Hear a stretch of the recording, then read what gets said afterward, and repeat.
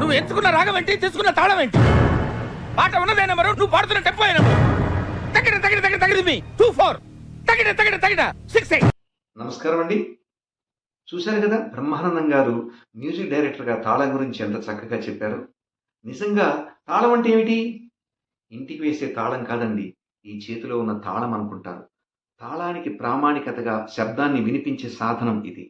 అలానే తాళం అంటే మనకు తెలిసిన భాషలో ఇప్పుడు మనం రోజును ఎలా కొలుస్తాం, స్కేల్ చేస్తాం, లెక్కిస్తాం, గడియారంతో, కాలంతో లెక్కిస్తాం. అలానే సంగీతాన్ని, పాటను ఎలా లెక్కిస్తాం? తాళంతో లెక్కిస్తాం. గడియారానికి ప్రామాణికత గంటలు, నిమిషాలు, సెకండ్లు. తాళానికి ప్రామాణికత లఘువు, ధృతము, అనుధృతము. మరి ధృతం అంటే ఏమిటండి? ఒక దెబ్బ, ఉసి, 2 అక్షరాలని ధృతం అంటారు. మరి అనుధృతం అంటే ఏమిటండి? ఒక దెబ్బని, ఒక అక్షరాన్ని అనుధృతం అంటారు. లఘువు గురించి తర్వాత తెలుసుకుందామండి.